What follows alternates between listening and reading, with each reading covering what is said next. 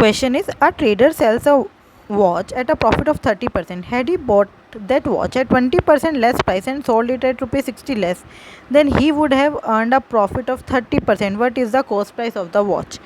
तो देखो हम क्या करेंगे, लेट CP हमने लेट कर लिया 100%, है ना, तो SP कितना हो जाएगा, 100 का 30% मिल रहा है, इसका मतलब 130%, राइट। देखो अगर CP कितना भी परसेंट हो, अगर मतलब प्रॉफिट कितना भी परसेंट हो, समझ लो अगर CP 80 रुपीज़ है, CP अगर 80 रुपीज़ है और मैं कह रही हूँ मुझे 30% का प्रॉफिट हो रहा है, तो हमें 80 का कितना परसेंट मिल जाएगा, 130%। ये बात समझ आ रही है ना। अगर हमारा CP 50 रुपये है और मैं कह रही हूँ मेरे को 25% का प्रॉफिट हो रहा है, कितने परसेंट का बोला मैंने, 25% का, तो मेरा SP कितना हो जाएगा, 50 का 125%।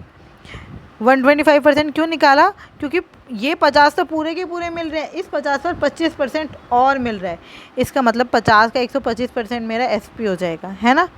तो बस यही तरीका हम यहाँ पे यूज़ करेंगे। देखो CP 100% लेट कर लिया तो SP हो गया 130%। अब उन्होंने क्या बोला है बस वो देखते जाओ। Had he bought that watch at 20% less price. 20% less price मतलब 80% की अगर उसने ख़रीदी होती और 130% पर 60 रुपये कम में बेची होती, यही बोले ना, SP अगर 60 रुपये कम होता तो SP 130% था, अगर 60 रुपये कम होता then he would have earned a profit of 30%। अब ये 30% प्रॉफिट किस पे आएगा, इस पर 30% प्रॉफिट आ रहा है, तो SP कितना होगा, 130%, किसका, 80 का, और वो किसके बराबर होगा, ये भी तो SP है, दोनों SP हो गए तो दोनों इक्वल हो गए। आई बात समझ, क्या करा मैंने, उन्होंने बोला 80% तो अब हमारा CP है, उस पे 30% का प्रॉफिट हो रहा है, मतलब SP कितना हो गया, 130% से अगर मल्टीप्लाई कर दूंगी तो SP आएगा, लेकिन उन्होंने बोला SP क्या है, 60 रुपये कम, जो पुराना SP था उससे 60 रुपये कम, बस दोनों इक्वेट हो गए।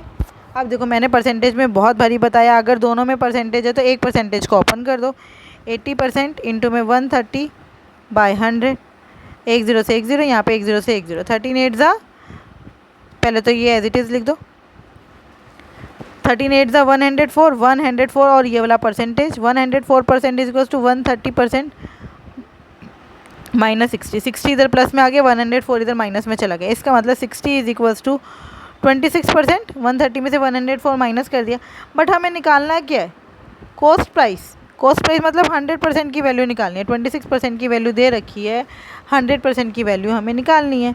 26% 60, 1% 60/26, 100% 60/26 इंटू में 100, 213 ज़ा 230 ज़ा, बस। अब इसको सॉल्व कर लो, ये हो गया 30 इंटू में 100/13। देखो इसको सॉल्व करने का मेथड, 30 एज इट इज़ लिखो, 100 को डिवाइड कर दो, तो ये क्या हो गया, 13 7 ज़ा 91 प्लस 9/13, ऐसे लिख सकती हूँ। अब इसको मल्टीप्लाई कर दो, 37 ज़ा 210 प्लस 9 3 ज़ा 27, 270/13, ठीक है। अब 270 को मैं ऐसे लिख सकती हूँ, 260 प्लस 10/13, खोल दो, ये हो जाएगा 13 2 ज़ा 26, 20 प्लस 10/13, है ना। तो 210 में ये 20 ऐड कर दो, ये हो गया 230 प्लस 10/13। अब ये जो आपका 10/13 है ये 0 पॉइंट समथिंग है, तो आंसर कितना आएगा, 230 पॉइंट समथिंग। तो ये एक ऑप्शन है 230 पॉइंट समथिंग।